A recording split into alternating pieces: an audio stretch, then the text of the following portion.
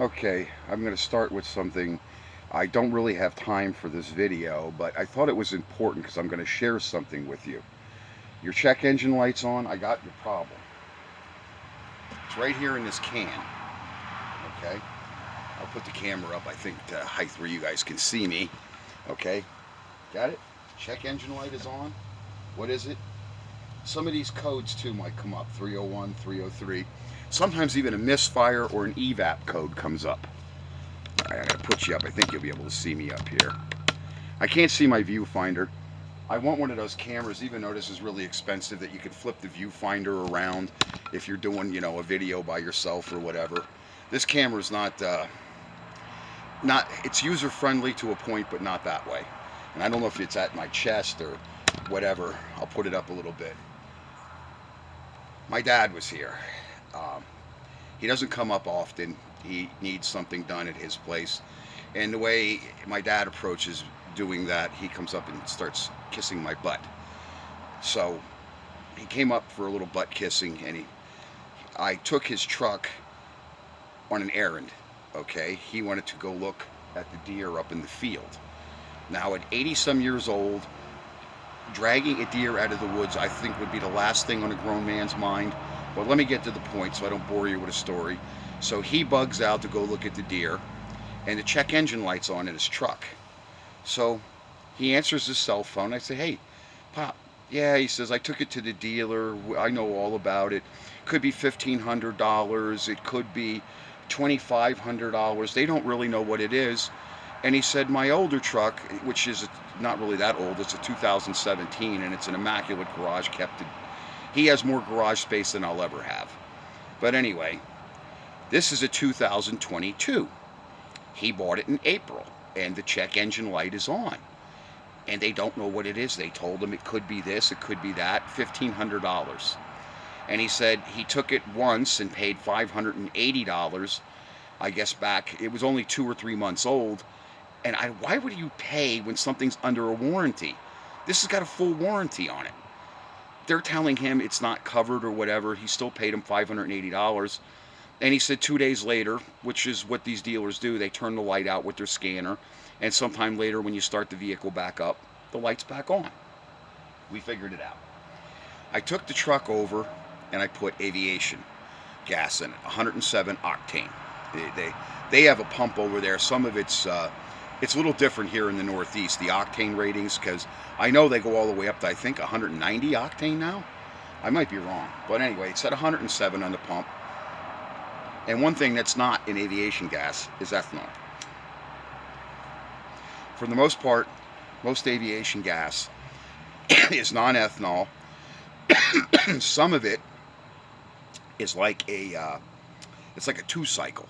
Some of the engines with the larger cylinders and the larger antique aircraft, they put almost like a two-cycle mix in those. That's why they stink when they fire them up at the air shows. So anyway, I flubbed, I thought. I only had like $50 on me, and it pretty much filled the tank. And I drove it to Lowe's. I got his stuff that he wanted at Lowe's and what he wanted at Tractor Supply.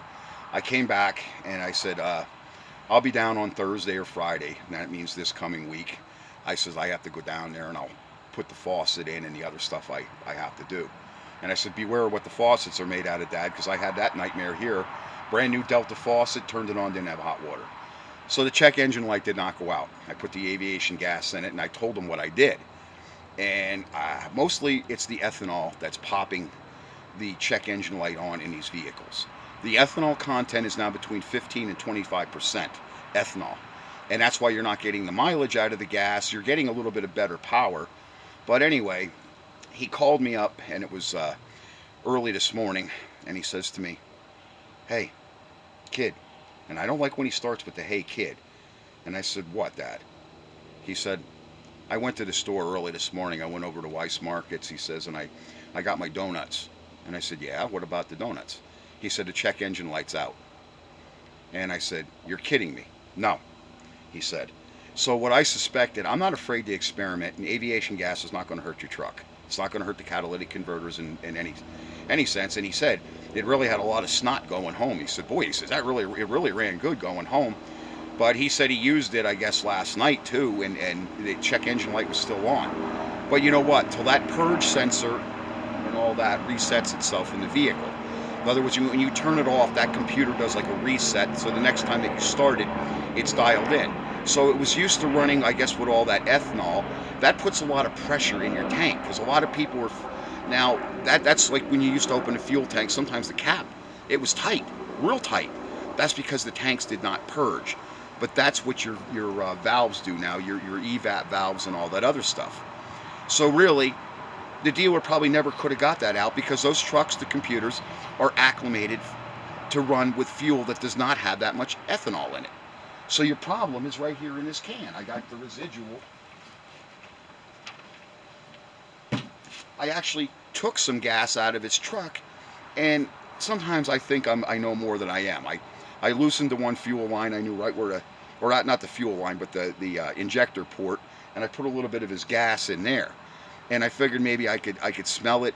You know, gas is gas, and if you don't smell enough of it, sometimes you smell too much of it, you still can't tell. I just figured for shits and giggles to see if there was something maybe in the fuel. So I put a little bit of his gas in that can. But that's what it turned out to be, is the ethanol in the fuel is popping your check engine light on. In some vehicles, it's giving misfire codes. Now, I'm not saying if you have a misfire code that is it, but I'm finding a lot of people have that P301 or the P303 code, and they're coming in here. My scanner, that's all it's detecting, and it's not really detecting even evap. There was I believe a Honda Ridgeline here, which they're a lot like my Silverado. They have the 5.3 motors in them, most of them. A very similar engine. It's not a Honda engine. It's actually a GM engine. It's in them, GM axles. So anyway, the guy had the 5.3 motor in it, and I changed the evap sensor. Son of a bitch, the check engine light went out, because he put plugs in it. He put wires. I forget what else all I think he replaced the spark coils. And I mean, it was clean under it. It wasn't an abused vehicle. Turns out that's what it was. It was the fuel, basically, and it was triggering the evap sensor. Now, I don't know, because my dad has Chryslers, whether they've reconfigured the new evap sensors for more ethanol, but I'm not going to bore you. That's what it turned out to be, was the ethanol in the fuel. Has both the check engine lights on his truck. And now my dad does not have the luxury like me. He does not have a license just to go to an airport and have them open the gate so he can put gas in his truck. Not to mention it's expensive. It's like $7 a gallon right now up here. It's getting a little out there. So anyway, like I said, I only had $50 on me. He got a little more than maybe what? Maybe 7 gallons, 8 gallons? I don't know. Take it from me, things are not what they used to be. And you got that Muppet in the White House. I predicted all this. You guys want to get me a Swami hat instead of this hat, okay? If you watch my past videos, even my motorized bicycle videos, I said we were going to go to a World War III situation, especially if these Democrats ripped off this election. Israel is probably not going to exist as Israel once existed before. And the Middle East is not going to exist that way, because you got all them other little countries trapped in the middle of that. That is an explosive situation.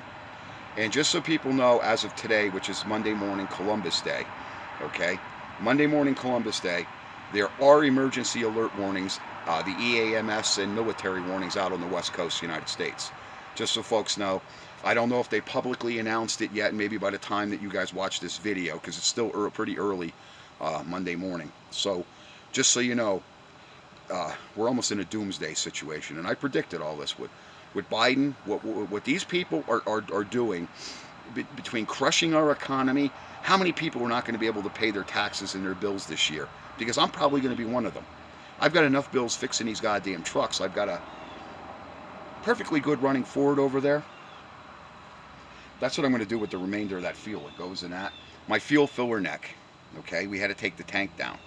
And that little hose that goes in it, I could show it to you. There's one in there, but the filler neck has an inside, a rubber hose, and it slipped out of the neck. So now when you go to put fuel in it, you really can't. So I'm using the rear tank, and I'm just pumping that with the transfer pump up to the other tank. But I'm going to change that today so I could just use the front tank, because that's basically my reserve fuel. I do like to go long distances, and I do like to use vintage vehicles, and I'm probably going to have to use that since my other truck is still down for the winter. So I got to replace the fuel filler neck. But what caused all that was China. I put a fuel pump in it. And I know how to put a fuel pump in. I've been putting them in all my life. The ring worked itself loose, and the pump was up and out of the tank, going up and down as I'm dry. I was coming home. I'm smelling gas. I'm like, what the f? So finally, when my son was here, we're putting the heads on his truck. We're finally getting his truck squared away. He's putting the heads on, and I found my fuel pumps loose. And it's about 2 o'clock in the afternoon. I got to drop the goddamn tank out of there. I had to pump the tank. Thank God I had another electric transfer pump because the tank was full of gas. The kids standing under there, we were both sweating bullets trying to balance this tank on the jack and get it out. Well, we both ended up with gas all over us with the pump not being in the top of the tank when it went sloshing.